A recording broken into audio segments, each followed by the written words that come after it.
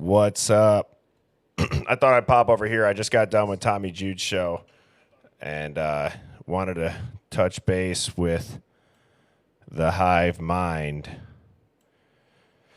Because usually I try to go on from like 7 to 9, 9:30. I've been trying to keep them a little bit shorter just because sometimes it gets out of hand even for myself where I'm up till 1:30 and then get only a couple hours of sleep. But what is going on? Catch you on the flip side. Denise, Steph. What's up, Phoenix? Kiki. The bird is the word. Savannah, I love that. Thank you, Sue. I appreciate that. What's up, Lori? Mercedes, thank you. What's up, Lashy? Tracy, Sandy Cheek, Llama Mama, what's Gucci, my Louis? Peggy, Bobby, Nicole, Just Beachy, Tamara, Serbia. Holy hell, that's awesome. What's up, Brittany? Just Peachy 100. Karen, Tracy. Man, B, what's up? Shannon, Tracy Fly Empress. You couldn't find me on my live on YouTube. Yeah, I'm sure some people couldn't. I'll be posting clips from it that'll have the replay. I know Tommy will have that replay up. What's up, Allie? Oh, Catherine, thank you. I really appreciate that. Catherine said that she bought my book. It's called The Tall Poppy. I published it last Sunday, so thank you for that. Oh, thank you, Phoenix. I appreciate that. It's on Amazon. You can download it for an ebook. Unfortunately, well, not unfortunately. I'm very proud of that book, but I can't believe how long it's about 45 pages. Oh, I'm letting Phoenix up. It's about 45 pages, and I can't believe even just how long that amount of pages took me to write. And if you want to publish it with a cover via, I forget like what the terminology is, but it has to be like 72 pages. So it's not there. So it's only ebook. But anyways, what's up, Phoenix? How are you doing? Thanks for joining the Once Upon a Crime Time show. Yeah, I love interacting with you guys. Dude, I am a tall poppy. I love it. Isn't it a great, again, the book and it's hard to really explain, but when you read it, I do it in a way where you can apply it to your own life. There's questions that I ask you at the end of each chapter. I don't want to go as far as to say it is a self-help book. That's the category it had to be published under. But what it's really about is not being afraid to get cut down by your own mental process of, I know I really want to do this, but what are others going to think of me? And why that should never affect your thought process. Yeah, and I kind of went through this boot camp is pretty rough. They break you down, they build you back up mentally. It's mental toughness. So I've had this mindset since the military at a young age because I joined at 17. And yes, my mom had to sign for me to go into the military. That's correct. And I graduated early. I was a year ahead of my class. And so my mom wanted me to go to JC and I wanted to go see the world. And the only way I could do that was to join the military. And I did see the world. But with that mental toughness mindset, I've always felt that way. People don't pay my bills. I pay my own bills. People don't come and wipe my butt. I wipe my own butt. Exactly. So I don't give a shit what people think. Yep.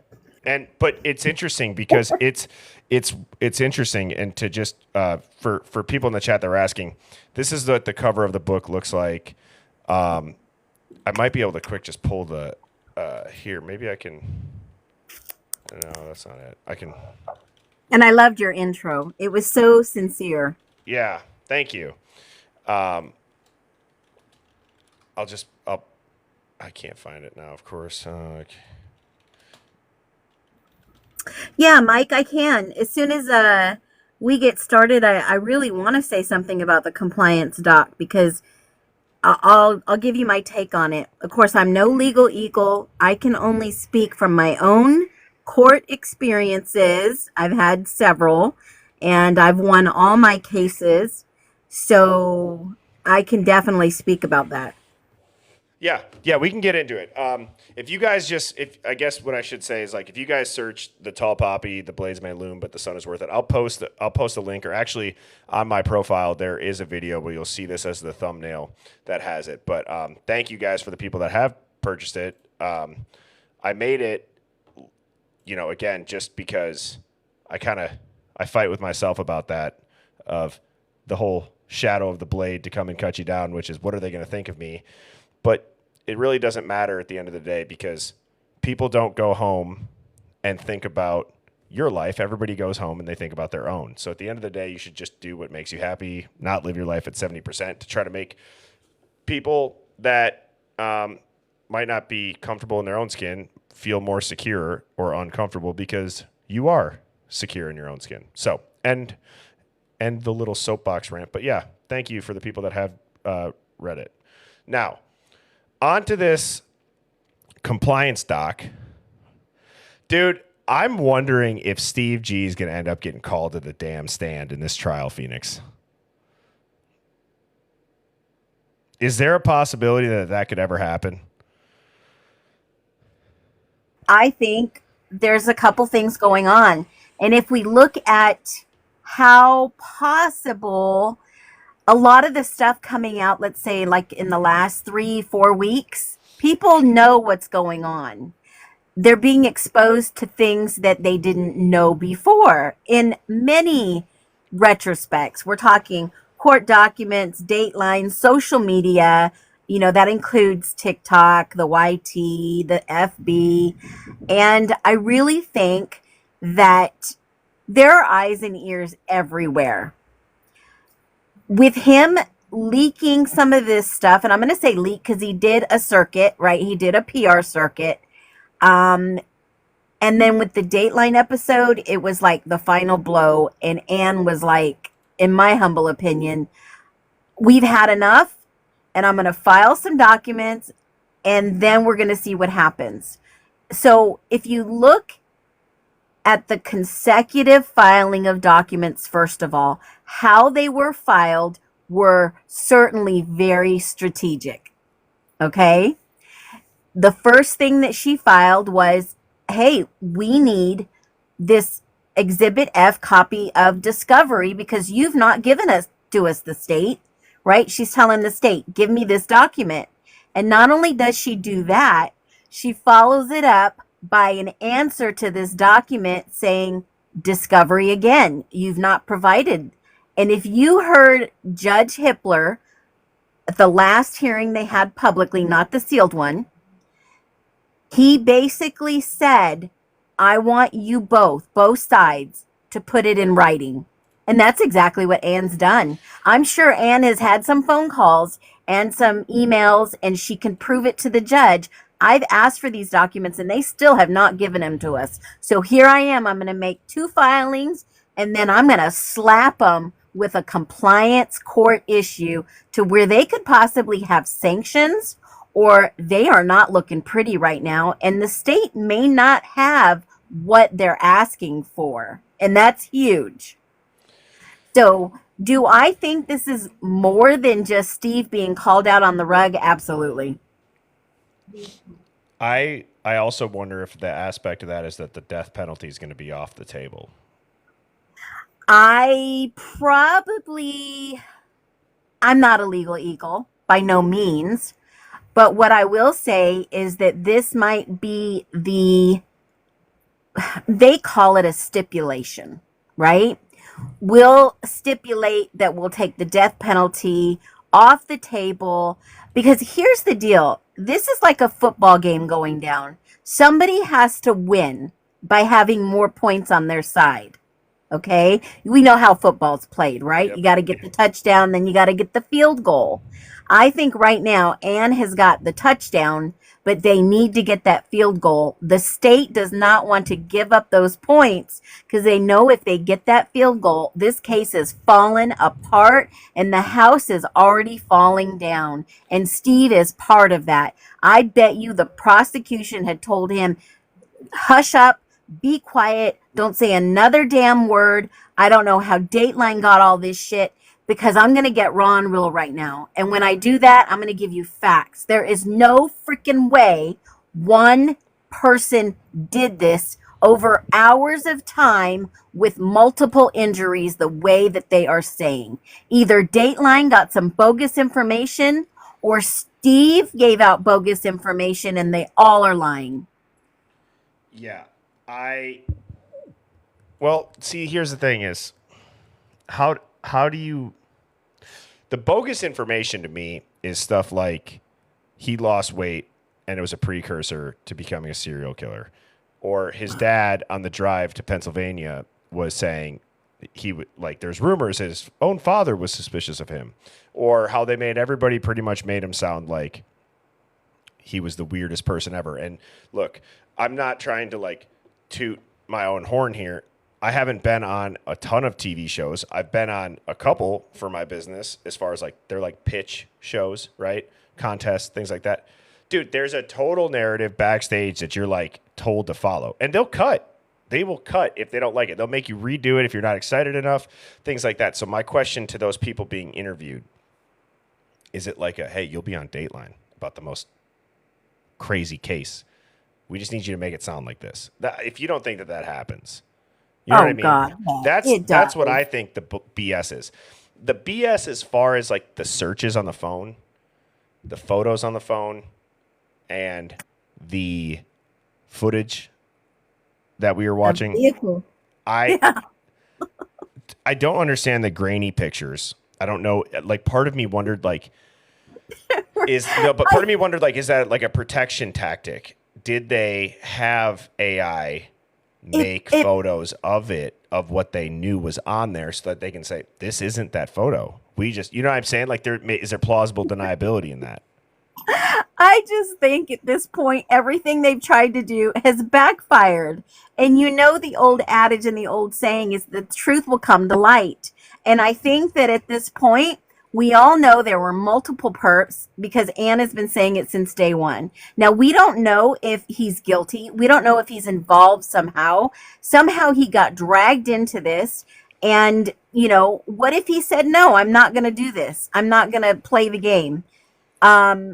We don't know. And that unknowingly puts us in a position that we have to go by the justice system. We are all innocent until proven guilty in the court of law based off facts and evidence. And that is evidence that the defense has still not gotten that they've been asking for. Right. So how can they prove him guilty and go to court against the death penalty when they don't even know what they're up against? It's like going to play ball with no playbook. We're just going to go out there and run around on the field. Well, I think the no playbook shit happens quite a bit. I really do.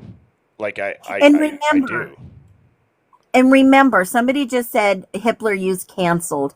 The original jury trial is canceled on the court summary document.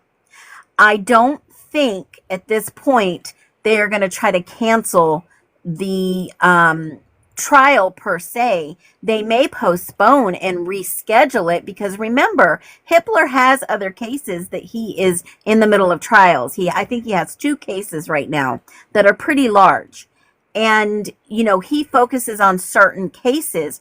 I don't think Ann Taylor would throw her career down the tubes the way that she has been filing paperwork lately, because now you see her get very aggressive in court filings. And I said this on one of my videos, and I'll say it again, that if you look at the case summary and the court documents as they came out, the prosecution has not filed any documents in this.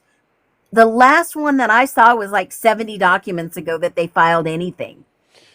I love when you get all fired up about the court docs, Phoenix. I love it because you have the perfect balance of kind of like background, experience, perspective that you do a really good job at breaking it down. I just wanted to let you know that because it's awesome to listen to when you get into that flow and you start kind of going off the cuff about them. And I'm curious to see what's gonna continue to come out, but I think you're spot on, and I think Ann Taylor would not throw her career away, and I think that that's why she is getting aggressive, and I think that if you can't see there is strategy, as you just laid out, to wait till the last minute, it's genius. Do you think Ann Taylor gives a shit that people are talking shit about her, calling her crazy, all of her tactics? It's like, what's that book, The Art of War, right?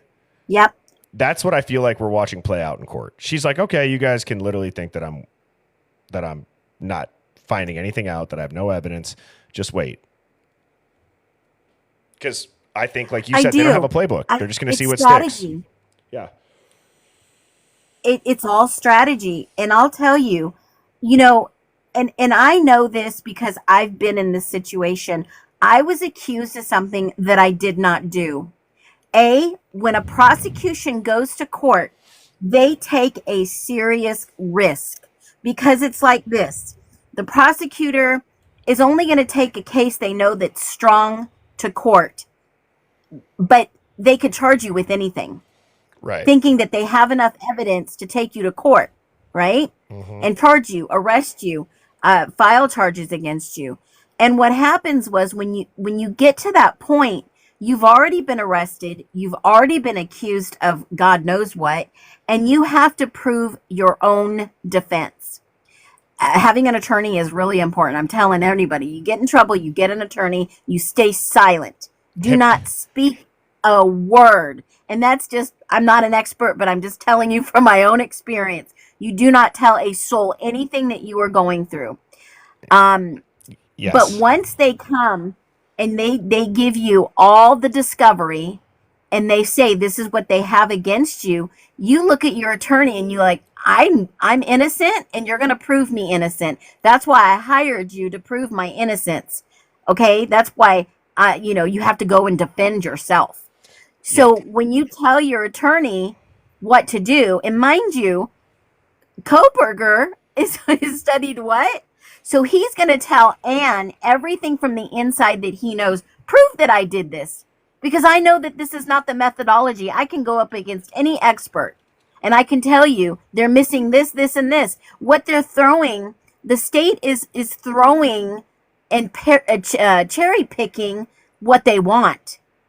It's not like they have anything solid on this guy. They have no confession, no witnesses, no hard evidence. And I mean hard evidence. I'm not talking about just circumstantial. Yeah.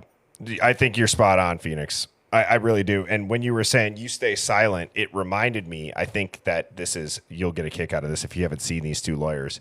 They have what's called, and just if you guys are listening to this on speaker with kids around, there's going to be a couple F-bombs, but it's called Shut the Fuck Up Fridays. And look at these two. It's amazing. And the DA did. Mark and Craig, Hot Brothers at Law. We've been warning people, if you are working for an unlicensed dispensary, an illegal dispensary, and it gets raided, you need to shut the fuck up. If you shut the fuck up, you have a good chance that we can make the case go away. Case in point, 3 employees of an illegal shop were busted during a raid. 2 of them said, oh, I'm just volunteering here. The third guy shut the fuck up, and the DA did not prosecute the guy who shut the fuck up. They can't prove what you were doing there. If you're a customer, patient, you walked in to go to the bathroom, they don't know. You got to shut the fuck up, and it's Shut the Fuck Up Friday, so review the script. What do you say when the cop first pulls you over? Why'd you pull me over? And when he keeps asking questions? Not discussing my day. And they ask more questions? Am I being detained or am I free to go? And if detained, what do you say? I invoke the 5th. And then what do? You shut the fuck up. Shut the fuck up Friday. Never answer questions when the cops ask. Have safe holidays. Oh, I thought that was perfect timing. Sorry, Phoenix. I just had to. That is hilarious. But you should shut the F up. You really should. Yeah. Because they can use anything against you. Whether you said, oh, I cooked, a hamburger this afternoon for lunch, and, I'm getting hungry, and you're going to feed me. Well, but I guess the moral to the story is, and I can only speak from my own experience, I gave all the evidence that I had. They went head to head with the prosecutor, with my defense attorney. And basically, I got the state to drop all the charges against me. seal the record so it's never going to be seen in the repository. And basically, they were so freaking embarrassed that the judge had to write up a statement. And it was just so freaking wild. It was wild. But I think he's not going to go for any plea deal. No. If he is innocent, if he is truly innocent, he will never go to a plea deal. And that makes it even harder for the prosecutor to make this thing happen. And I think that's what's happening behind the scenes. He is not going to plea deal. Yeah. I had heard this. I don't know where I heard it, but it's like, you need to, in life, you need to do everything that you can to stay out of the hospital system and the court system. Because once you get into both of those, it is so hard to get out. So if you never get in there in the first place, you have a better chance at just everything, right? And to your point, if you take a plea deal, because, like, again, that's got, oh, man, I don't wish that upon anybody. I don't claim this energy as far as from the universe, but, like, there is probably a lot of people that have had a terrible conversation with their attorney when they are innocent. And either their attorney doesn't believe in them or their attorney knows they're innocent, but they don't have the evidence to prove they're innocent. And they have to take a plea deal. Right. That's got to be the most gut-wrenching feeling in the world. And the wrongful convictions, and one of the things that I think is wild is the amount of, there are so many Innocence Project cases that people will chalk it up to, well, everyone's just going to say they're innocent for a chance to get on a technicality. Well, is it that? Or is it they don't have the resources? And trust me, Phoenix, I'm sure you can attest to it. Even on an average case, you need a substantial amount of resources. I remember I signed a lease for this freaking rental in an apartment when I got my first job. My company moved my territory to a different city, but I had already signed it. My company gave me like a relocation package. I go to court because they made me pay the rent or break the lease. I'm like, I've never even picked up the keys. I've never even seen the apartment, yada, yada, yada. I lost. The company didn't give me another relocation payment, and I paid $1,000 out of pocket as a kid that just graduated college, and now I'm out $5,500. Yeah, I'm going to tell you something. You're going to hit the floor. I know one year we spent $33,000 on attorneys. Jesus. 1 year alone, and then the next year we spent another $14,000. Yeah, I mean, it's wild. And you're right. You have to have some type of resources to fight the system. And if you don't, you're going to get stuck in a system where all they care about is the prosecutors tally numbers of cases they win in their career. You're a number. Yep, you're a number. And speaking of resources, I do want to continue to talk about this case. But one of like the trippiest like thoughts that I regularly have is like, have you ever thought about how humans, we are the only living thing on this earth that pays to live? We're the only thing on this planet that has to work and spend time in exchange for monetary value to eat, to have shelter, to have health care, to have all this stuff. It's just wild that every other functioning life form doesn't have that, but yet we do. And ultimately, we can't envision any other way of life, yet it's been the demise of so many. And all of these other animals or species, if they ever go extinct, 99% of times it's because of us. And it's just wild to think about how, like, we've just mentally accepted this system so much that we don't even know we're in a system. And I know that that's like this whole like, oh yeah, we're, it's the slave planet and all this, but it's the truth. It really is the truth. And there's been so many people's lives that have just had to live this salty, hard hat, lunch pail, punch in, punch out, cutting their teeth every day of their life to just live. And I think it's wrong. I don't think that that's any way for anybody to have to live. And you want to know what's crazy? There's more than enough ideas out there that you don't have to. The challenge is, how do you get it on a mass scale? How do you make it work? And then at the same time, one of the things that I've talked about is,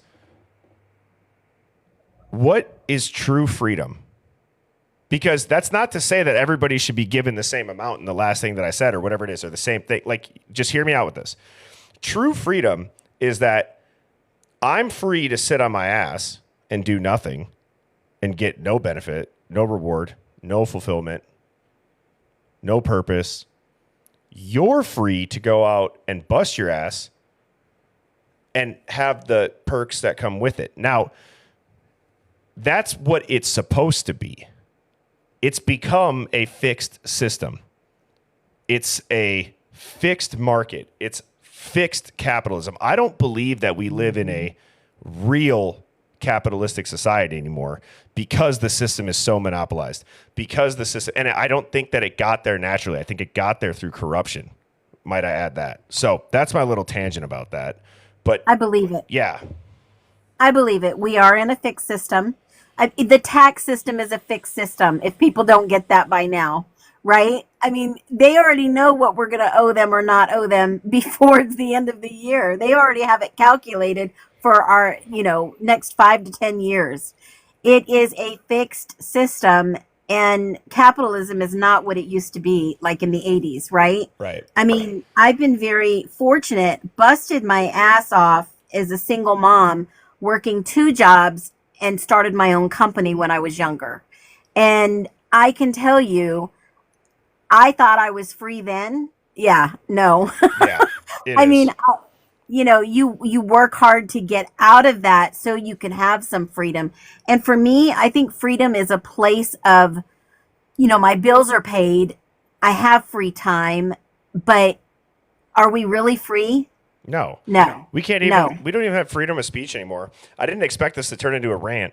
But another thing is that I've sensed this, at least amongst some of my closest friends and my wife's friends, just in general, the general people. And, all of our friends were within 30 to 40 years old. Dude, people don't want to go to work anymore. Not because they don't necessarily like their job. And it's not to say that there's people that don't feel great about what they do, but I think there's one key thing missing. And it's that you used to go to work and trade your time for money so that you could then go home and spend time with your family or spend time with your wife or your husband. And what you did while spending your time at work to receive that monetary value, it could get you something.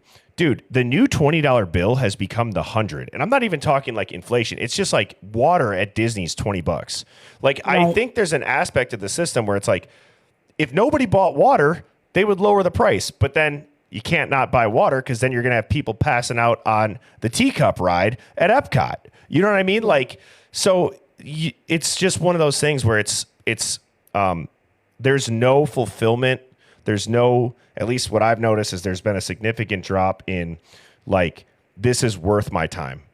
Like, right. It's going to suck ass either way. It's just like, how much less is it going to suck? Because it's getting out of hand. It really is. It's getting out of hand. And to be honest, the one thing that really bothers me the most personally, like, I do enjoy everything that I do as far as like career, my company. I love this. But ultimately, people do things and they put their time and effort towards it to not always receive a benefit or a reward, but to feel like they're doing something. And when you don't see that, that really starts to diminish and it becomes unmotivating and people just don't care anymore. And I think that that's what we've watched happen. Well, I honestly think that's a part of this case that we're looking at right now, too. If you look at the flip side of this, you see families that have lost loved ones, and people are asking, did they have life insurance policies? I mean, some of these families have a lot of resources, and some of these families don't. And you're asking, why is the one speaking out the most the guy who's got a couple, $700,000 home, a $1.1 million home, and he's asking for GoFundMe and money? And I'm thinking, wait a minute, you know, I don't get it.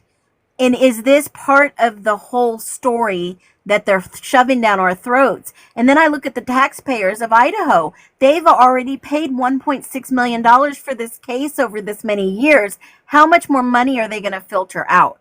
Right? These are taxpayers paying this foot the bill. Yeah. And I'm thinking to myself, I see all these GoFundMe's going around, and I'm thinking, wait a minute, these parents, did they have any beneficiaries on their life insurance? I mean, I know my kids do. I mean, I'd hate for something to happen to any of them, but we've prepared for our own passing that my kids won't have to worry about it. Yeah. But I'm just wondering that they took down the page today, and they took down a lot of other things. They've already met their goals to come to court. Now, I know, and I've been here before, believe me, I've been on the side of a victim side. They do have resources for victims advocacy. Now, does that cover the whole cost? No.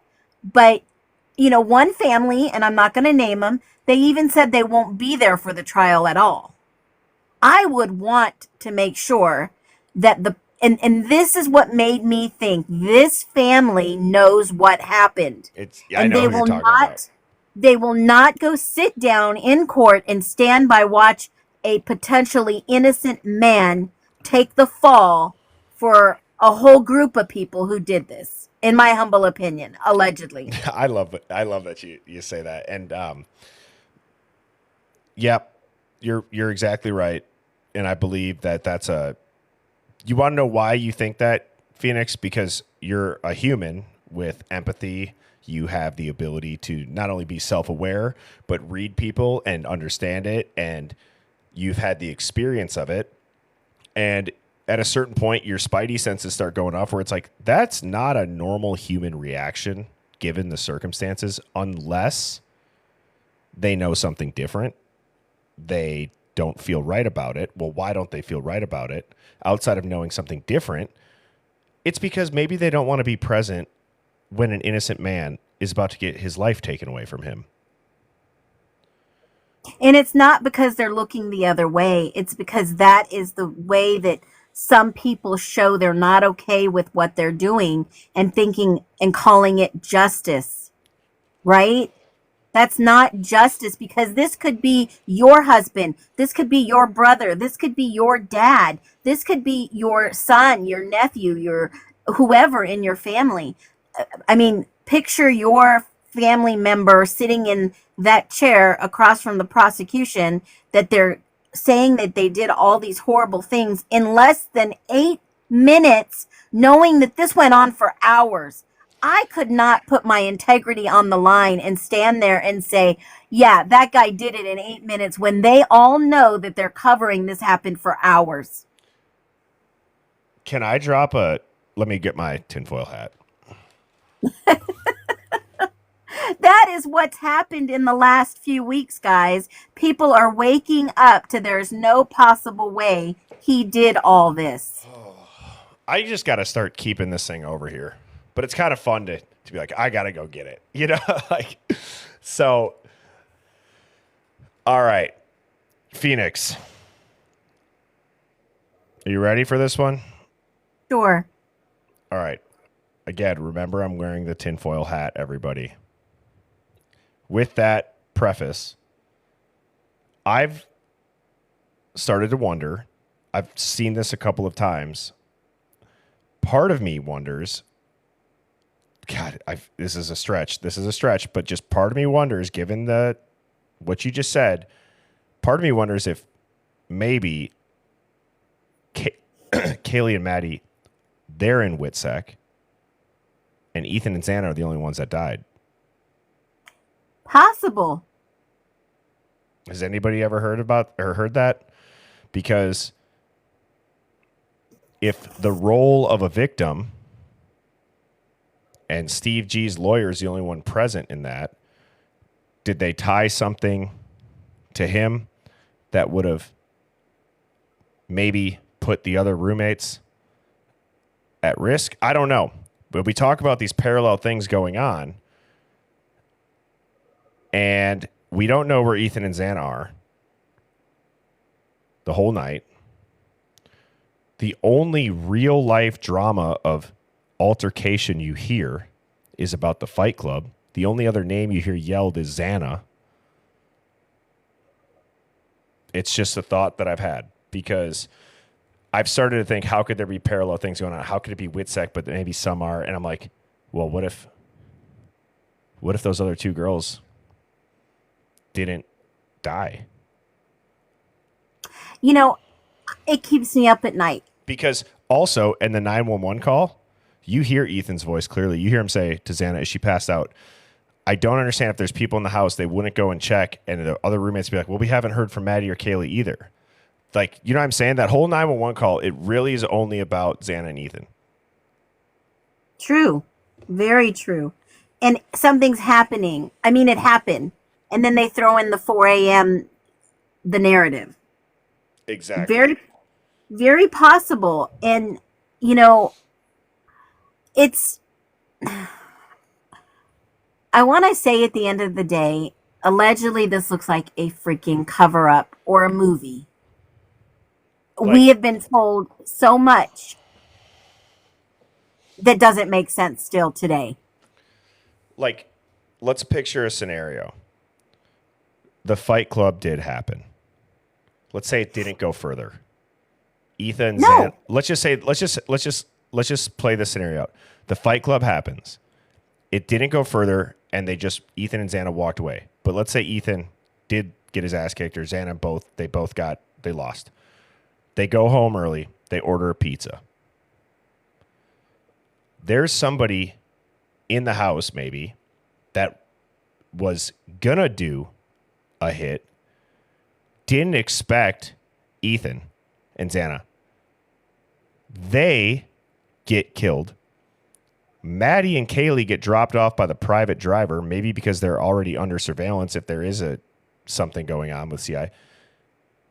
That's why the fuck Kaylee starts calling Jack so much, is because they walked in on it.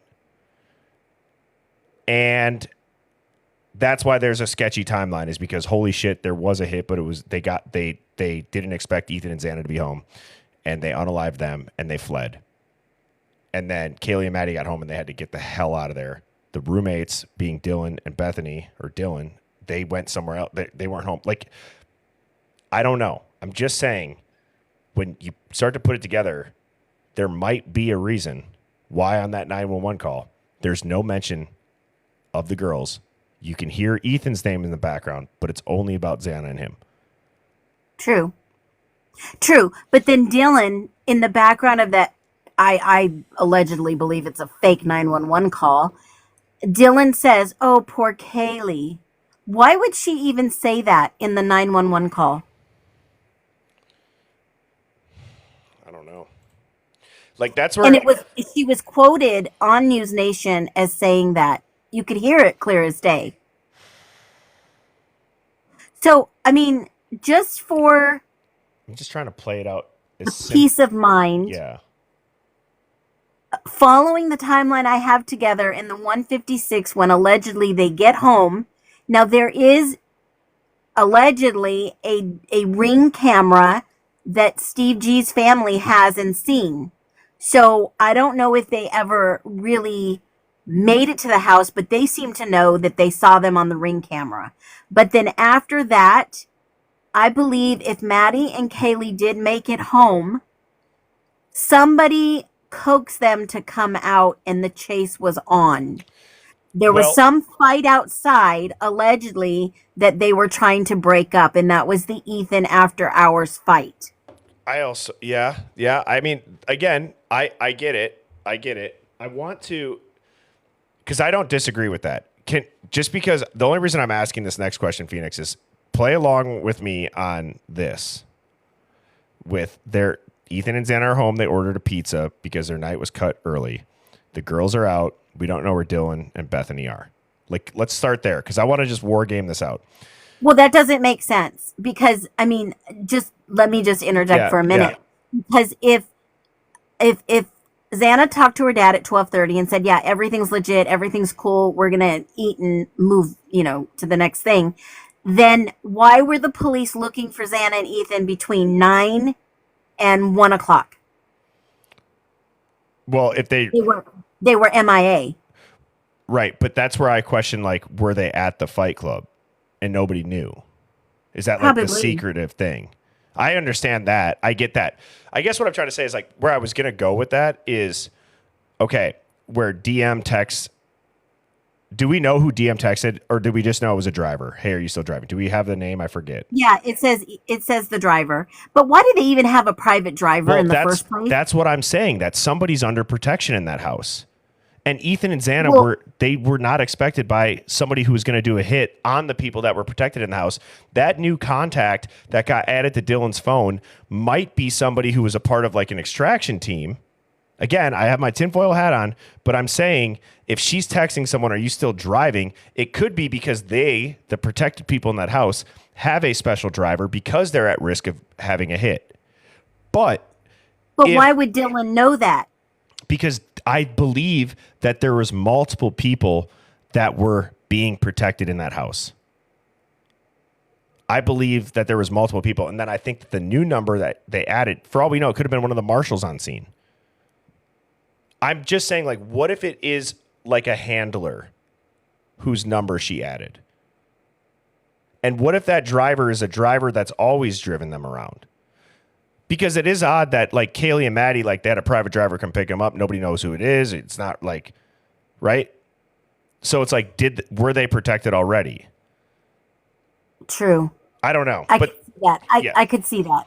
I could see that. it's I almost really like if you could. lived with, like a governor's daughter, I'm Right. sure everybody in that house is going to have a driver that they all have to Well, use. yeah, especially for a Saturday night game night, they were out drinking and they don't drive. They don't want them to get tickets, right? But let's just say that they went into some type of protection. Then, and typically, if they were doing something illegal, allegedly, and they were flipped, let's just say they were flipped, right? To then therefore work for a certain three-letter agency, and they learned that there was going to be a hit. Yes, they would probably extract them as soon as they possibly could. But when they say at 1:56 they got home, where did they drop them off at? Because the driver obviously didn't see if they were ambushed. Right. But sometimes, like what I'm wondering though, like, again, Phoenix, my question to you is we just question if the DoorDash is even real. I don't think it is. There's several different things Yeah. reasons that I don't think it is that I've not really shared yet. I'm still looking for one piece of the puzzle because I think the DoorDash driver that delivered this was actually a foreign exchange student going to WSU that possibly has ties to the Sea Gang. I mean, dude, and like, okay, and like, what if that DoorDash driver was going to be the hit? And they were in a rental car that they picked up in Washington. Yeah. So, I mean, there's other levels to this case that if this is this, you know how it's like an equation. If this equals this, then this can't be, right? So when you start looking at it from that angle, all I know right now that I can 100% say with my own two eyes and my own two ears and my own two logic is this looks like a ritual and something else was going on. Other people found out and it was a way for them to go ahead and take care of the problem. Yeah. Yeah. The more and more I look at this, and there are people out there that are going to try to throw you unfactual misinformation. And you just have to be smart enough to have references and sources to say, was this factual? Can I find any details on this? What makes sense? And the more you look at it, the more chaotic it becomes. Just like that night, what happened? Nobody heard this. I mean, I don't think it took place in that house. I think that was a stage event. But I do think, allegedly, this audio from Linda Lane sounds like the woods behind there. And that would pick up the sound. Well, you had said a staged event. What did we talk about with the pictures of them moving the girls out? Yeah. You would think there'd be biohazard everywhere. They're not even using gloves. There's no booties. They're tracking snow in. And you could say, I want to know what Ann Taylor saw in that house. If I could ask one question, what did she see? Dude, I don't know, because talking about staged homes and shit, one of the other craziest true crimes cases is obviously the Chris Watts case. My wife was telling me that there was she was showing me some, again, it was TikToks, but hey, I can't hate on that because I do the same shit. But I'm like, someone said, dude, for all we know, the whole Chris Watts thing, that house looked like it was staged. Like, it looked like nobody lived there. I don't know if anybody's heard that. Yeah. But this house. If I didn't know somebody that knew Shanann, right, I would say it was staged. But I mean, yeah, I think she did come home and Nicole was there. I do. And I did find Nicole a few years ago. She just changed her spelling of her first name and changed her last name to a common name. Did they have a baby, Chris and her? I can't confirm, but I believe she does have a baby about the age that it would have been. Wow. Yeah.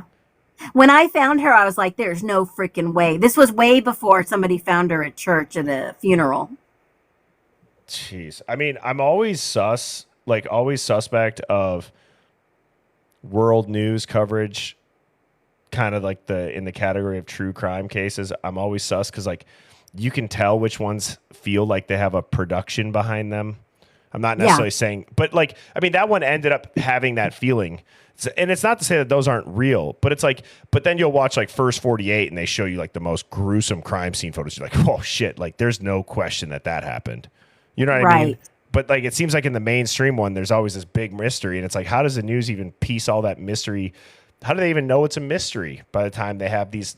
Sometimes they have documentaries ready to go within a week. Yep. But you know what? There's been never any leaked photos of the crime scene. And usually, people have those.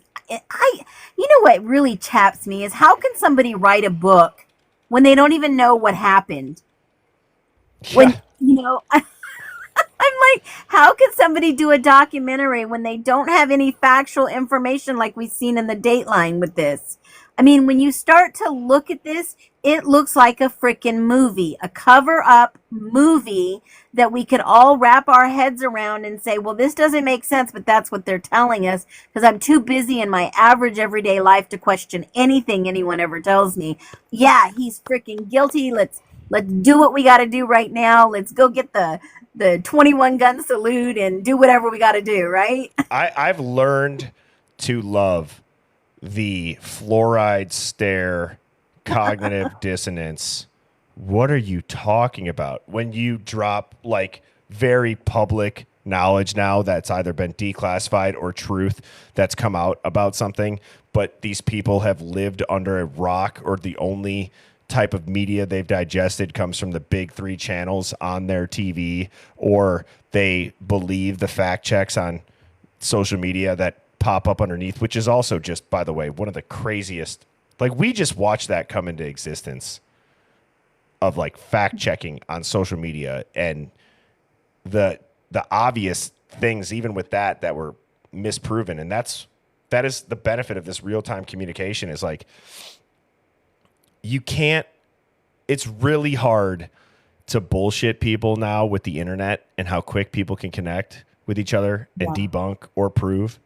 And yet these dumbasses at the big three media stations, they think they can do it, but you want to know what? I got to retract calling them a dumbass because they get tens of millions of people hook, line, and sinker still because of what you just said. People are too busy.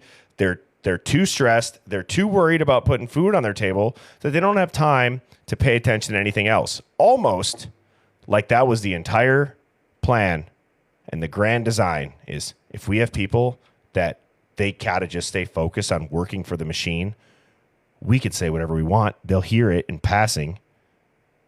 And then we can continue with doing all this bullshit because people won't question us. They don't have time to look into it.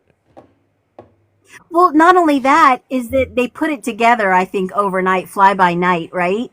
And then they make it seem like he did all this that night, but yet they don't give any factual documents, the time frame. You know, being a responsible reporter, journalist, whatever you want to say, is having some ethical value and integrity to say, how could he do this in, okay, I'm going to give a little leeway here between the documents. How could he do all this in 9 minutes? How could he, I mean, they never give the viewer context that they're saying that he did that he was driving around at the time he was inside. How is that even freaking possible? When we know that there's other witnesses around, how can no one hear what happened that night? That whole freaking block had to been in and know what was going on. Unless they were all freaking drunk, like I said, and maybe given something to eat to put them in a deep trance or asleep on that block. Yeah. Somebody had to have heard it. I agree. And I just want to interject here because Ellie said, have you noticed that all creators are focusing on your guys' content? Why? Close to the truth. I think that could be the case for sure. Again, Phoenix and I, we've always said we don't come on here and try to bullshit anybody. Like, we don't know. We can speculate. We can guess. But do you want to know what I really think it is? I really think it is that by chance, literally by chance, Phoenix jumped into one of my lives when I first started doing this. Her and I clicked. And to give not only Phoenix and I ourselves props, but to everybody in the chat, we made a decision naturally that this isn't going to necessarily be an echo chamber. We don't block people. We don't care if people disagree. It's meant to be a discussion. And I'm not saying that we're the only people to do it, but it seems like around this case, it's been really hard to consistently do that. And like, that's why I said last night, I was saying this a lot, but I'll say it again. Like, nobody's saying that we want Brian Koberger, if he did this, to get away with it. All we're saying is, what if there was other people involved, or what if he is being set up? Like, just questioning it for this case is kind of off limits, or it's been off limits. And again, there's other creators doing that, so I'm not acting like we're the only ones. But I think as far as this app goes, we all know like the powerhouses as far as around this case for the creators that talk about it. They don't sway. They don't give and take. And there's clearly a significant amount of people that think like me and you, Phoenix, and everybody in this chat, that I think finally understand you can look at things in a different light. You cannot defame people. You cannot be disrespectful, and you can hear people out while disagreeing. Absolutely. It's that logic that I talked about from the beginning. We won't swallow what they're trying to spoon feed us. Yep. We're logical thinkers. If like I said, the equation, if this equals this, then this can't be true. And they continually spew the same thing. That's why I said they've got to be paid for that narrative. They've got to be promised something on the back end. We've grown these accounts naturally, organically. When, I think when I joined, I think London was like at 300 followers or something, 300,000. And all of a sudden, overnight, she gained all these new followers. And I've seen this happen with other creators.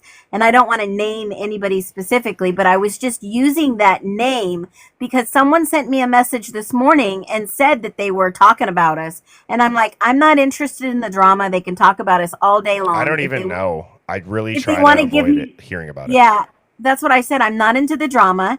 And I don't block anyone, but I don't watch other people's content. So whatever they're doing, I'm in my own lane. right? Yeah. So I'm not into the drama, but it's interesting because we can think of this from a logical perspective and read documents, analyze things, look at things for what they are, have resources to validate certain facts. And that's, yeah, go touch some grass. I touch grass every day, baby. Yep, me too. Grounding is important. It is so important. And you know, I heard you last night. I love the idea for conspiracy theory. I'll give you one, right? Okay. Wait, let me pull up the H slide. Let me pull up the slide. Hang on. Okay, I'm It's gonna give only you one. right. I want you to do a deep dive in this because you're gonna be like, what the frick? You probably already heard about this. Hang You on. ready? Wait, not until I get the official tinfoil hat conspiracy of the day screen up. There we go. Oh, that's too big. All right. What do you got for me, Phoenix? Have you ever heard of HEK in Pepsi? I have not heard of that specific ingredient. No, but I'm sure I'm going to be wanting to vomit after I hear what it is. Human embryonic kidneys. What did I just say? I knew it. I knew it. It's a protein. Yeah. I've always wondered that about shit that they put in our food. How? Well, they say it's a conspiracy theory, but it was fact that it was put in there and they removed it. Yeah, just like, see, I could go down a whole rabbit hole because like that, I think I've shared with you guys, I lost my dad to cancer a handful of years ago, and that treatment and just the health challenges he was having, that was ultimately like my red pill towards that stuff. I've always questioned like the narrative with like, we talked about like 9/11, like shit like that.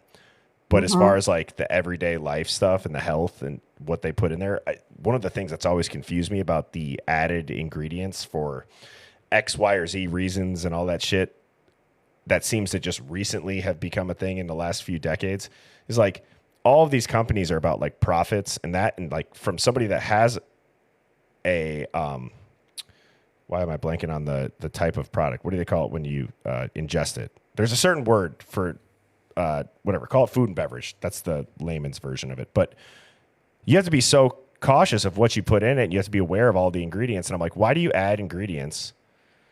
Like, because every added ingredient takes out of your profit margin. So I'm like, I am always confused on that aspect of it. Consumables. Thank you. That's what I was looking for. Consumables, yeah. Yeah, well, that's just one to go down, but I will tell you this. On 911, I was on a treadmill at the gym when this took place, watching this live on TV, and I stopped the treadmill and I stood there for a minute because I was at an all women's gym and there was no one else around me. And I fell to my knees and I was yelling at the TV, "You mother," okay? Where are our freaking jets? Why are they not scrambled in the air already? Oh, for 9/11, you're saying? Yeah. Oh, I thought you were talking about the ex-military. Pepsi thing. I'm sorry. No, I'm 9/11. sorry, Phoenix. I was like, wow. Damn. Well, I had to say it that way or else it's a key word here. Yeah. So when you look at you're watching this and you're watching this live, and I'm on my knees and I'm almost in tears as an ex-military member. I knew our jets should have been scrambled the minute it got close to those towers. And there was such a delay with our jets scrambling.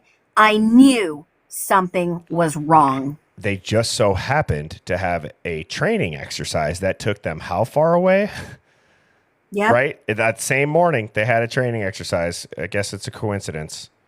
How convenient. How convenient. And like to me, again, that shit pisses me off. Like I was in fourth grade. I remember being on the bus. My buddy Lauren was sitting next to me. And he got on, like we got let out of school. We got home and it's the same thing. I have the image of like my mom standing in the living room, covering her mouth. My dad was in Texas, was at an airport that day, rented a car, drove home. And yeah, I mean, so I can't even imagine, like I was in fourth grade, Phoenix. So I can't imagine after serving what that must have felt like and kind of having that spidey sense to go off. And then, you know, I think about it like dude, my wife had to be taught about 9/11. Think about that. Wow.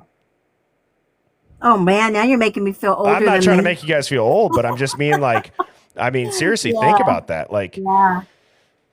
Wow. That's one of those things, right? yeah. And again, I know it's like kind of one of those trigger words on here, but that's interesting about the ingredient. I'm not going to go into depth about this Oh one. yeah, take a look at that. If you want to talk about conspiracy theory, but it makes sense. Well, hey, have you ever seen the movie Cloud Atlas? No, If you ever get the chance, I don't even know if it's out anymore. I'll write it down. Take a look at Cloud that movie. Atlas. You will be like, it will blow you away. It's got Halle Berry in it. Who else does it have in there? Well, I want to say Robin Williams, but I could be wrong.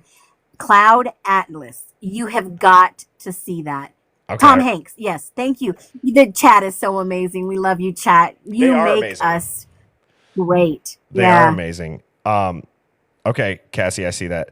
Also, guys, by the way, today I got through a lot of the emails and I prepped stuff. I'm not showing it right now. Obviously, if you don't know, I was on a different live show at 7 where he wanted to have me touch on like the ritual digging that I did a couple months ago. So I have a lot of stuff for tomorrow night's show.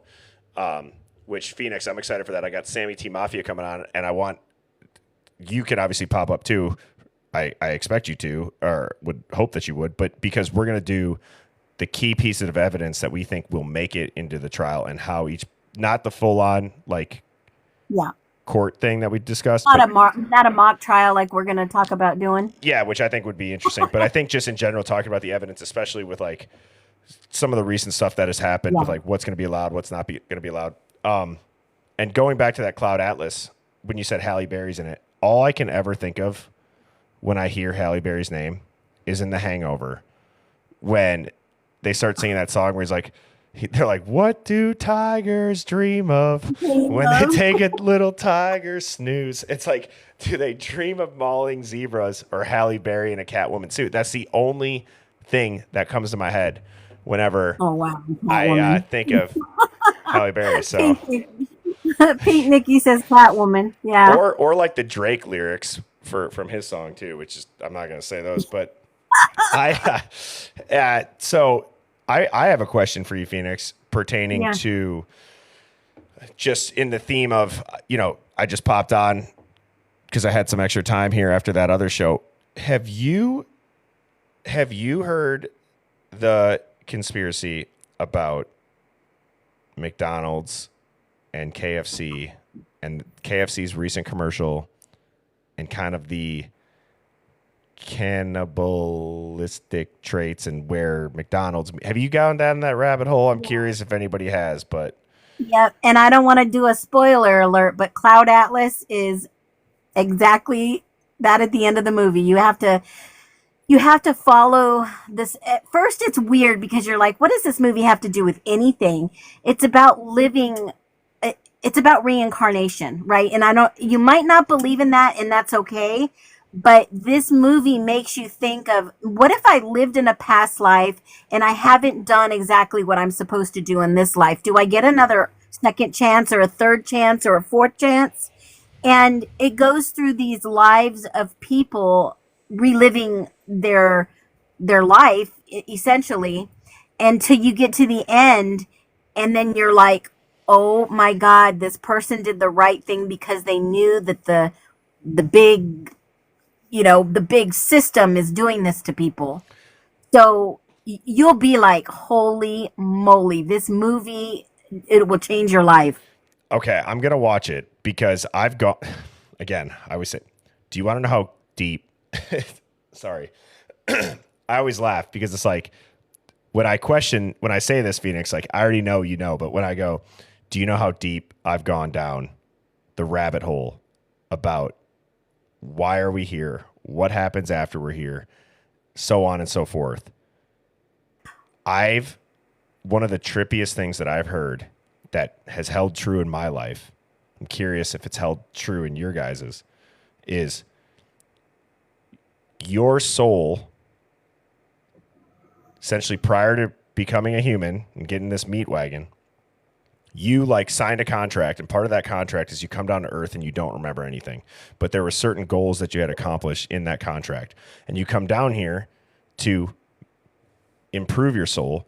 And that's why in your life you will face certain situations over and over and over again, almost like a checkpoint until you do it right. And then once you do this right, and it could be how you treat people, it could be how you spend your money, it could be relationship, it could be with your kids, it could be anything. But once you do it right, it seems like that problem disappears out of your life. Like you just had to, your soul like truly had to transform to where that's not your soul anymore and you've moved past it. And I also think too that when it talks about like, why are you born in a certain country? Why are you born in a certain state? Why are you born to a certain family? I think that all of those people are the tools for you and your soul to have all of the tools around you and necessary to essentially meet that contract. And that the purpose of life is more so of that soul contract rather than your accomplishments on the earth, which is so deep. But yeah, that's deep. Whew, that's deep. I got the chills. Yeah. But I believe it. I believe it. I believe it 100%. Sorry, Kitty just says, I wish I was born into wealth. No, you do not. I'm just going to give you that much. No, you do not. They have problems just like all of us. It just different problems. But I will tell you, you know, in 2022 in the summer, I had a stroke, unfortunately. Oh. And my husband, and you know, I'm 55, but my husband was like, when I woke up from, you know, being in the hospital and I was there for, you know, a little while, and then they sent me home with a walker and cane and some rehab, and I was so pissed. Yeah, rightfully so. I can see why. Because I was able back then to multitask and do so many different things, very successful, and it was a whole new world for me. And after that stroke, I have never been more creative. I had to learn, you know, my speech and did speech therapy, physical therapy, swam every day. I had to get myself, and my doctor said, I can't believe that I guarantee you're probably about 90% from where I was before. Wow. And I mean, I'm one of the lucky ones, I'm telling you. So this is for you, Phoenix, today. Yes, it's broken. So as I said, we're all a little broken, but you're still a top dog, and that's awesome. What an incredible story, seriously. And so my husband, I mean, he pushed me every single day, and I will say, I'm not 100%. I never will be 100%, but I'm so thankful for where I am now, because you would not believe what happened that day. I was on a Zoom call with an attorney, and it was being recorded, and my stroke was recorded on that Zoom call. So I spent maybe a couple of years teaching people, if you ever hear somebody like this or see them confused and talk like this, get to 911 as soon as you possibly can. You might be able to save their life and their future recovery. Some people don't get the help in time. So, you know, I've got that video out there. But I will say this. I seriously believe, because that wasn't the first time that an event like that had happened in my life before. I've almost died twice. Wow. And I will tell you, there is a reason why everyone is here, your purpose. And, you know, you were saying something earlier in this live about, you know, people that work for companies and their vigor's gone. It's because they are being treated like they're exactly what they are. They're slaves to their job. They're busy making other people money. And I think we've come to a point in time where people realize is, I'm working for someone else. I'm not working for myself, and I'm not getting much out of this. I don't have time with my family. I don't enjoy, you know, doing the things that I love because I don't have time, or I feel guilty or remorse because I don't do it more because I got to work. And, you know, I know people that are choosing, you know, do I buy groceries or do I pay my bill? Do I pay rent? Or, you know, it's a hard economy right now for a lot of people. And unfortunately, that is where we are in society. Yeah, and when we treated see like shit on top of it. Absolutely. And we have to find a way out of this mess. And when I see a case like this, it drives me wild. Now I'm not picking on anyone and I'm not defaming anyone or slandering anyone. But when you see families do GoFundMe's like this and they make hundreds of thousands of dollars and they have like, it's like, I'm confused, right? Right. Because it just, like, what value you're asking people you don't know, for money, for what? Well, the state's paying for the prosecution. The state's paying for the defense. Like, it's the taxpayer that ideally is footing the bill for a trial in a way, right? I'm not saying there's not expenses that come with it, but I agree, Phoenix. And I think too, to the bigger point that you were just saying about people go to work and they don't feel valued. Dude, this is not to take it away from the case or anything, but it's like, for example, I've been humbly saying this, like, very good at my sales job. Like, over the last 8 years, I've done all of the programs to get into leadership. I got all yeses on my panel, but one no. Unfortunately, that no came from the top dude who his reasoning was he doesn't think that I would be an inspirational leader. And it fucking pissed me off beyond belief because I sat in that room with him for only 87 minutes. I went back and I was like, how long was I in front of him? And that comment and that decision to not move forward with it, I think about, okay, well now, like, my wife and I were not necessarily stuck in the place that we live now because I'm not going to be getting a job or whatever it is. So, but what's interesting is it was such a shock and it was so untrue that really it made it almost like, okay, the Band-Aid's ripped off. I kind of was like, I don't even believe it. I know that it's not true. And the reason why I bring that up to share that is because, Phoenix, of what you said, where you do get to a certain point, whether it's at your job, whether it's with your health, like, you have no other choice but to accept it and just say, it is what it is. Not it is what it is. I hate that saying, but that you have to keep going. You have to move past it. Yeah, you're like, okay, but I won't accept this, right? I mean, you are an inspiration. 100%, you know that you are. Yeah. Okay. And that's what I also say too. Like, when I wrote that book, like, it's just kind of interesting that, like, I found that out right as that book got, like, approval. And so there's a reason for everything. It was just really interesting. And let me tell you, have you seen my viral video that has, a couple million views? Okay, so maybe I've had several, okay. But one of them, I was watching a woman talk about being at Barnes and Noble's, and her daughter went over to a guy who wrote books and was sitting there and wasn't really selling anyone. And, it's kind of like she felt bad for him. So she put a video up there.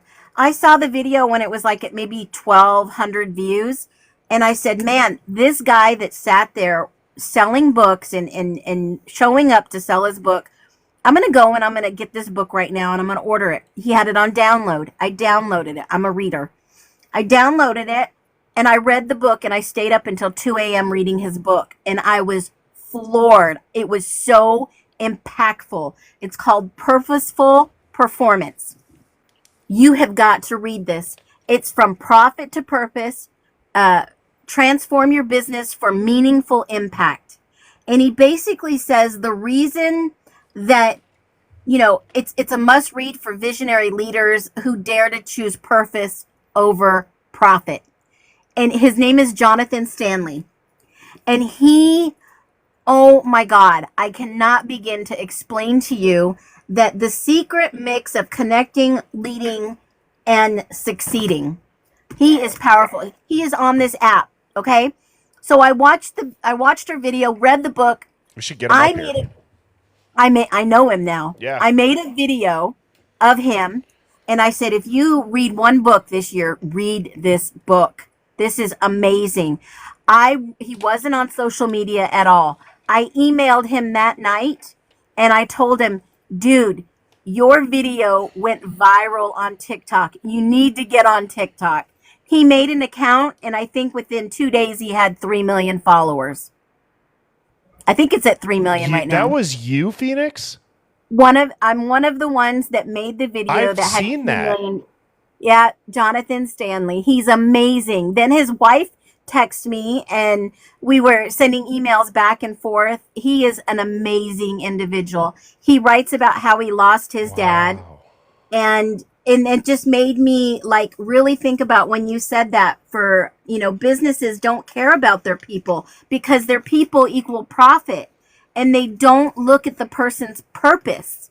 And so when you meet your passion and your purpose, because I'm going to be honest with you, I had been, in the military, in telecommunications, computers. I got out. I went to school to become a nurse. I hated it. I went back into the IT field. I did sales. I was the number one inside sales rep in this company. And, IBM is not some small company, guys. And eventually I worked my way out of a desk and went to the field. And eventually I worked my way out of the field into my own businesses. And it's so true. When you get to a point in your life that you can work your way out of what you don't want, you know exactly what you want. And it's amazing. It's absolutely amazing. And the only reason I have that worth ethic is because my mom raised us as a single mom. She put herself through college. She started her own business. She was a great role model for me. Now, I will say this book will absolutely change your mindset. He asks questions throughout the book. It's a great read. Definitely read it. But I know you're an inspiration. Whatever's to come next for you is going to be big, because even if they didn't offer you that job, you assume that role anyways. You're the type of leader that lead. You're not a follower, and No. you make your own way. Damn. Thank you, Phoenix. That's effing awesome. I appreciate that. I really do. Thank you. And to everybody in the chat too. I appreciate that. And Mike, I feel bad. You were up here for 5 or 10 minutes. What's up, brother? Oh, not much. I can't even really remember what I was going to say. We were talking about how your soul comes down here for a contract when you requested. Oh, yeah. I was thinking, have you ever seen that movie, DED, Man Walking? The what is it? It's, it's about a guy who is in prison, and it's Dead Man Walking. Dead I didn't want to say it. Yes, that's a good one. I don't think I have. And, oh, it's outstanding. I saw it many years ago, but the woman who befriends him, I think she's a nun or maybe a retired nun, but so she expresses love and forgiveness to him when he's the most hated guy on the planet. And it's just a beautiful movie. And she's with him when he dies. They put him to the electric chair. So I was thinking about that this week, in a way. We're trying to give Brian support. And wouldn't that be like a spiritual journey for many of us? Wow, that's powerful. Like nobody Wow. Yeah, I mean, as a heart of a mother and compassion for someone who's autistic, I have an autistic child, a son. But if this guy is innocent, how could they all know this took a matter of hours and they're okay with him taking the fall? Yeah. Well, I think that's the level of sickness we're up against. The sickness isn't Brian being on the spectrum. The sickness is the corruption and evil inside of these people. Because at this point, there's no way you could believe that they're just this pathetic at police work. And that's why I say I believe it's a ritual, because, guys, we are looking at those college students in a different light. These are the future prosecutors, leaders, presidents, senators, congressmen, part of this club. Yeah, this is actually what I went over tonight. Mike, were you in the Tommy Jude show? Yeah, I watched all of it actually. Yeah, I went through it a lot, and man, I got to tell you, again, I'm going to put this disclaimer on my own live real quick. There's no obviously verified proof of this, but there's sure of a hell of a lot of things that add up. And I mean, we're kind of talking about the spiritual stuff tonight without really expecting it. And, if we can look at it through the light of good, if you have nefarious intent and you want to harness that same energy, like I've always equated, this is the best analogy that I've ever heard as far as what is your soul compared to like what is your life and your body, right?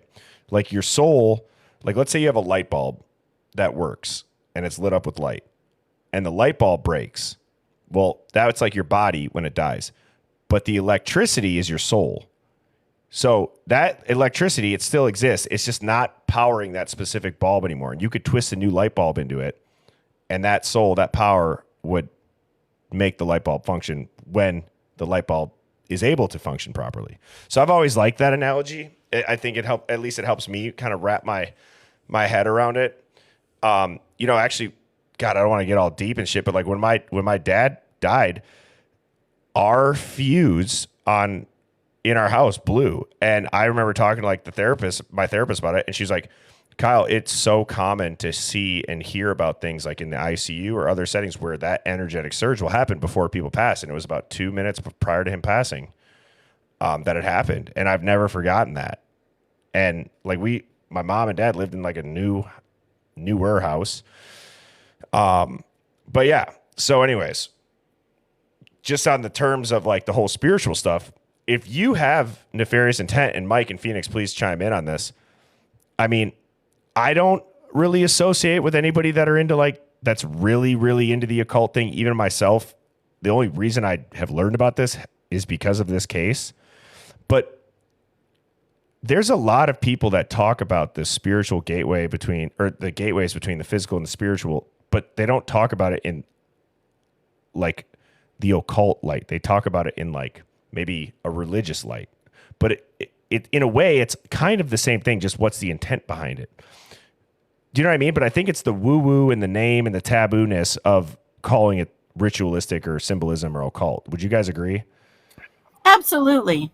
Yeah. It gives people bad juju, right? Yeah. They're like, ooh, we don't talk about that's taboo. That's like if you're out in Louisiana and they do different things for the reasons they do it.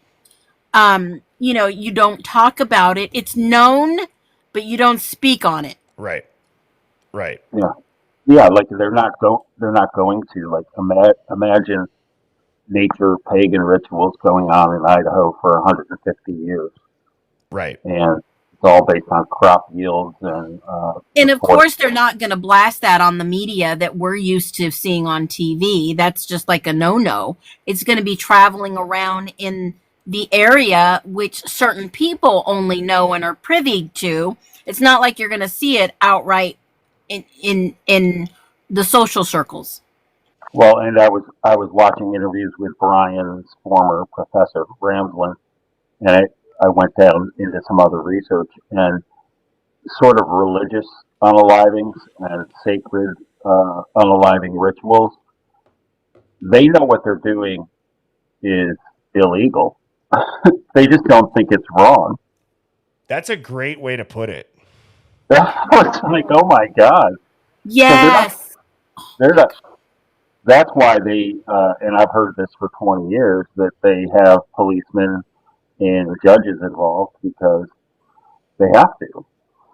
Yeah. If they're going to continue to act in their dark religion. Or But they have people. Sorry, I was just saying. Or they have people that are groomed younger adults that are going to go into those lines of work, and now they got people on the inside. Yeah. And that's how it continues through generation to generation.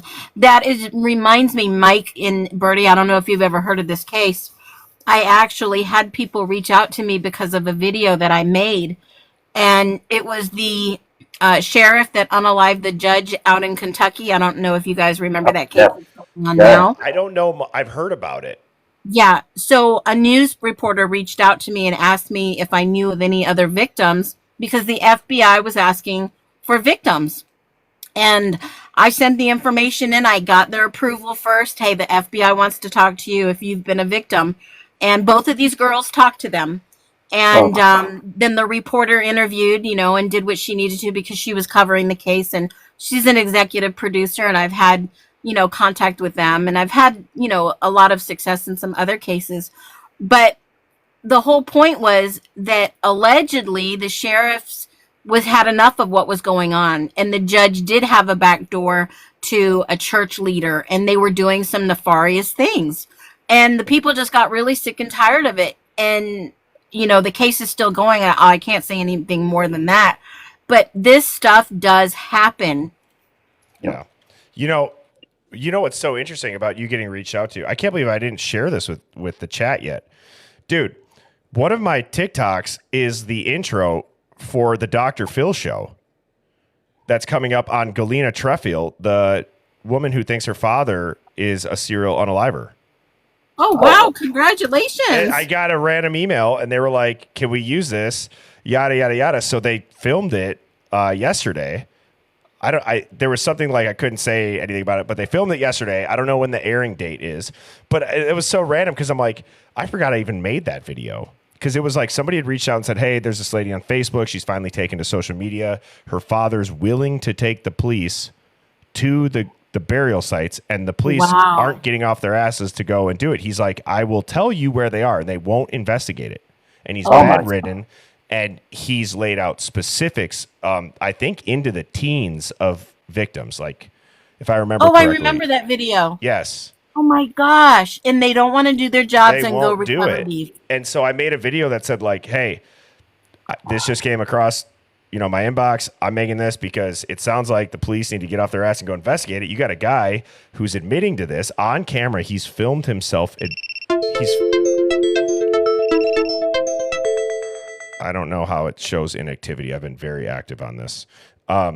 He shows himself on camera admitting to these crimes. So anyways, I just want to share that real quick, but I want to get back to this, this timing with astrology, because what's interesting is like with everything that was going on, and I also know just as much about astrology as I do with the general occult stuff, but you look at it, it couldn't be a better time for it. And what's wild to me is that like, in the ritual timing, it's 3 a.m. That's the veil thinning hour. And you look at the Linda Lane activity around this time. Oh, my God. What if BK heard through the grapevine this was going to go down, and he was watching, and he was out stargazing because he knew something was going to go down? Well, and look, if he's involved with police officers, I've said this, I'm not pinning this on this group of people. This is a reality. Or this is a matter of fact reality. You guys in the chat, if you have heard this too, but like, actually, I'll ask Mike. Mike, what public service has some of the most amount of members of Masons in it? Oh, the police. The police. That's a fact. I was married to one. It's true. Yep. Yeah, and again, it's no general. Indictment of the blue, right? It's like, not, of course not. It's just it's reality. There's a ton of them. It's not a secret. It's just not talked about. Right. Well, and the concept is make better people, make better men, stand up men with integrity, and that's the lure, right? You're gonna get better. You're gonna get tied into people. You're gonna go somewhere. You're gonna be someone. Exactly. Well, and there's a sense of integrity and brotherhood. There's a spiritual connection that doesn't involve some of the wackiness of churches. Would this be national security? Like, in a way, let's just put on that lens, Mike, in Phoenix. I think so. Yeah, I think police were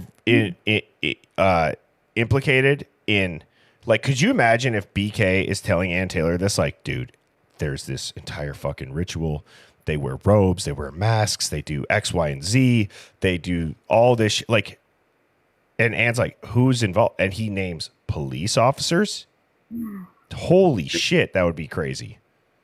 Yeah, that was one of my original ideas. Was he came across the secrecy and stuff while he was doing whatever consulting work he was doing. Well, Holy moly. I would And think a not only, criminology student would know about this. yeah, but not only that, with his surveys. Yeah. Oh yeah, they How could many have. people, was he in contact with that was maybe a part of this? Yeah. They I told mean, him. this was not the first unaliving mysteriously in this area. I'm talking like 7, 8, 9, maybe even 10 more people prior to all these other people. It's a habitual thing happening in that area. I'd be Like so curious Bertie what the said, a dates are. portal. Oh well, just take a gander at Hudson Lindau. He And was what he on Beltane, and this ritual was supposed to go down for Samhain. But what I was told when we were first looking at it is Kaylee wasn't in town for Halloween, so they postponed it to the ah, 13th. Which then again, so the blood moon was on the 8th. I had read something in the rabbit hole I went down that like it's technically, is it a 3-day window or a 5-day window? I think it was 5 because that would make sense with the date if I remember right. But that's also the same week. If you look at this, they're all these frats at Greek Life. They're finishing up their initiation phase, and I'm not saying that it's necessarily them, but it's like, okay, I always wondered, like, why would, like, we all know, like, Greek life traditions, what they're rooted in, how they started, the secret society, kind of, it's not to say it's not today modernized and partying and networking, drinking and all that good shit. But if, like, you know what I'm saying? Like, is that why they moved it back to this date? Yeah. I think, Yep, in my 'cause humble it still fits opinion, in with the window. They can still meet the requirements. And, yeah, I think okay, I think want to you're throw right, Mike. something out there, but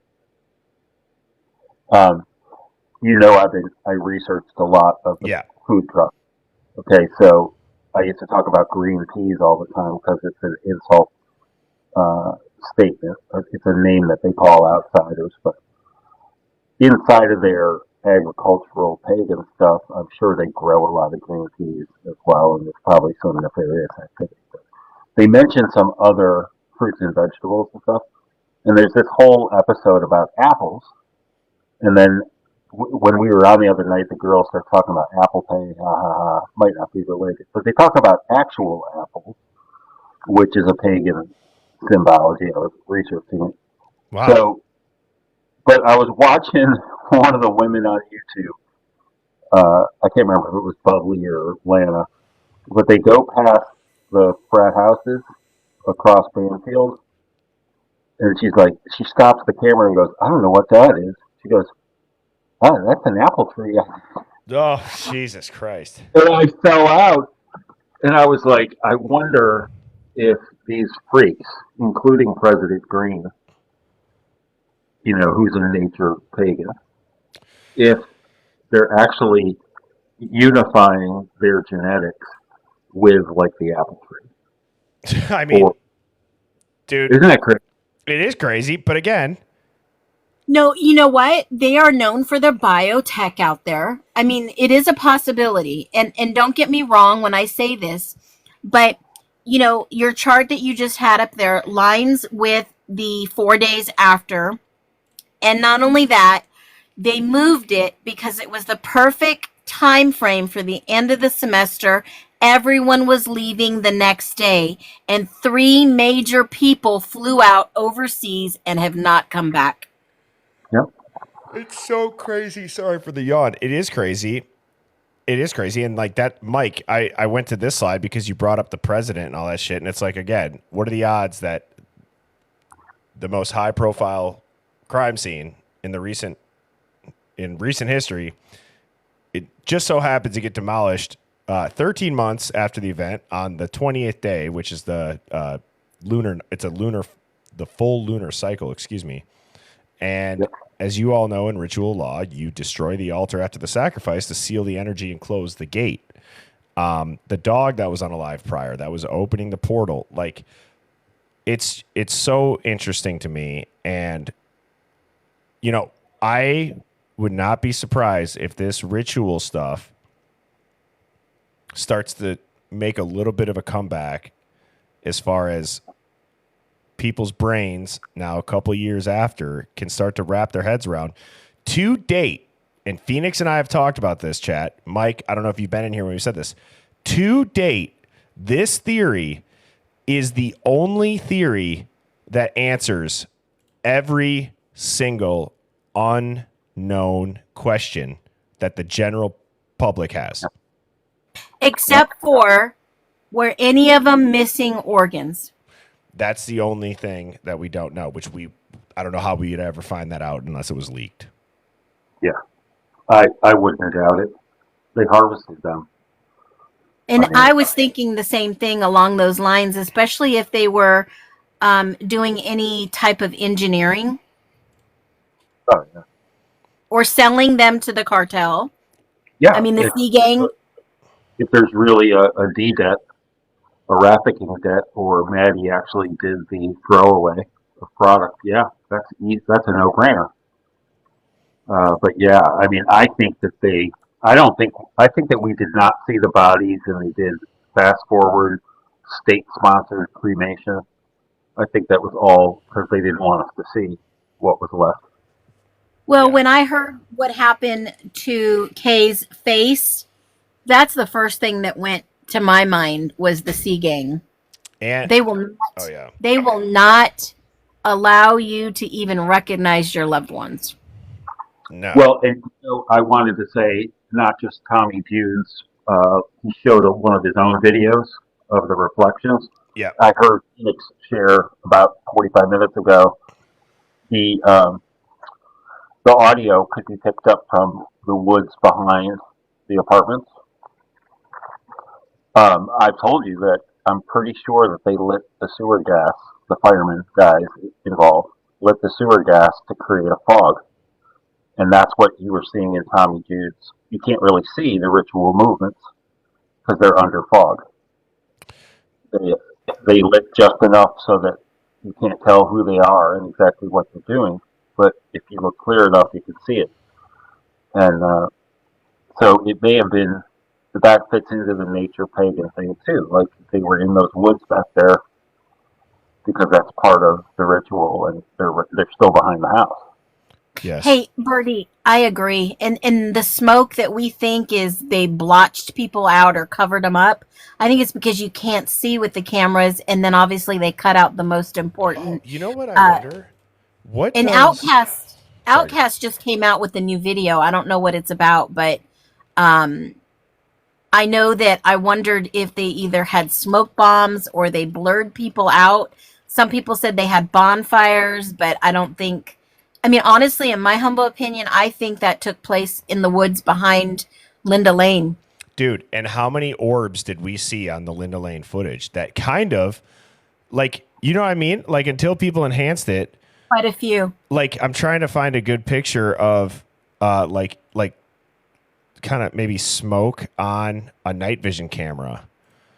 Because, like, okay, here's a decent one over here. Oh, shoot. I'll put it into Canva.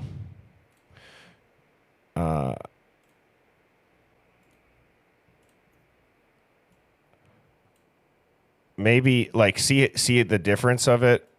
Oh, shoot. See the difference of during the day and then, like, this. But, like, this is obviously just a random picture I just quickly grabbed. But if you kind of look at this up here, that's interesting.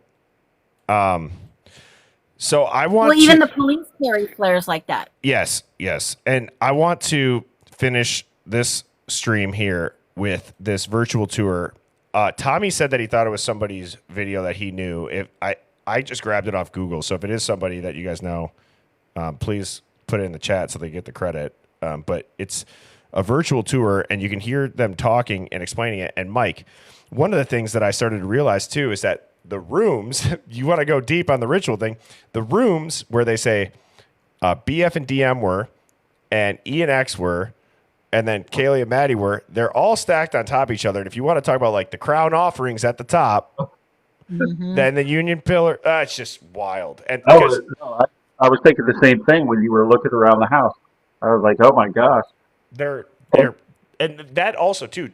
So that was the ritual aspect. From a noise aspect, so you mean to tell me that up directly above the girls 1 level, and then directly above them 2 levels. All this shit's going down. People are fighting for their lives, and they don't hear it.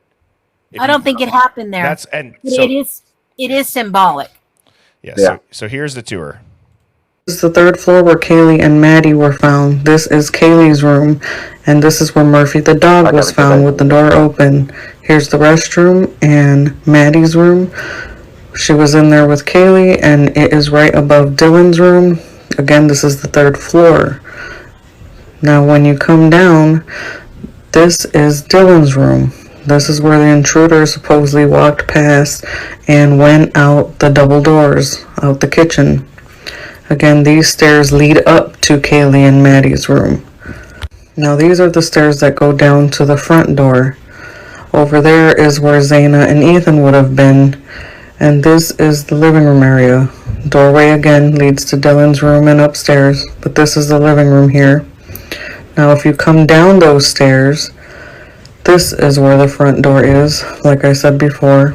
And then there's another room here off to the side. Nobody was there that night. It was basically empty. Then you have a restroom, utility room, and Bethany's room right there. So it's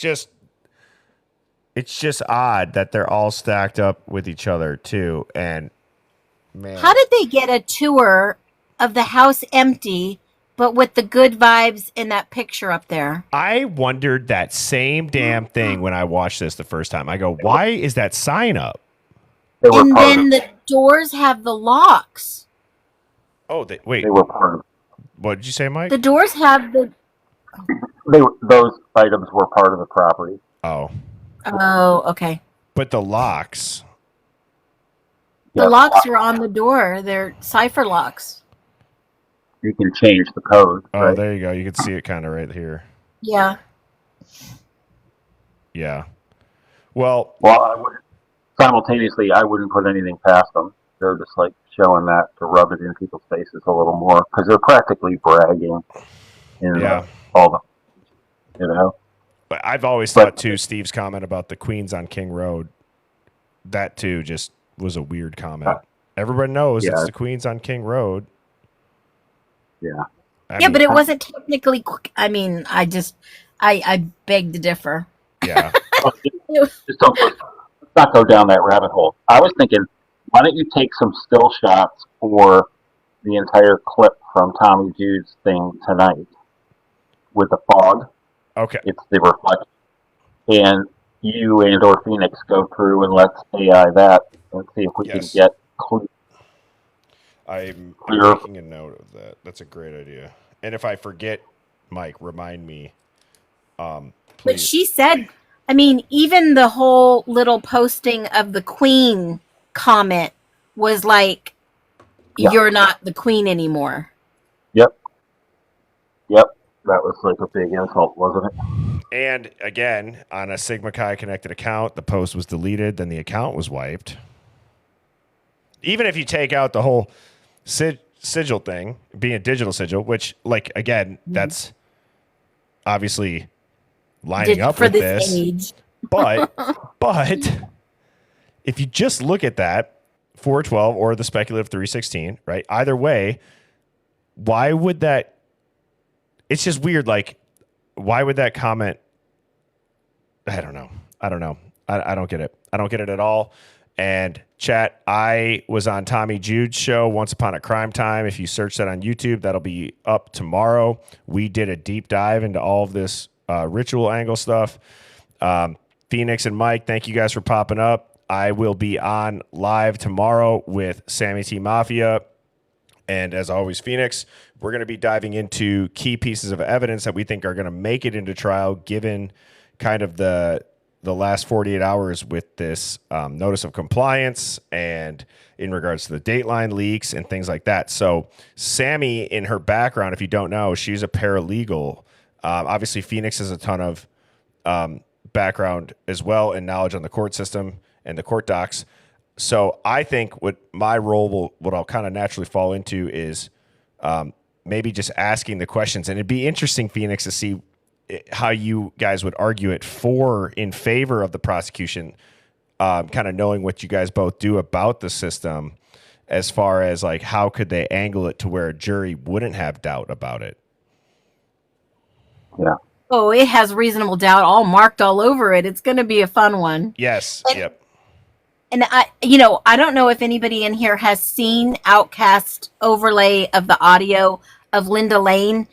Fabulous job, and definitely go listen to that.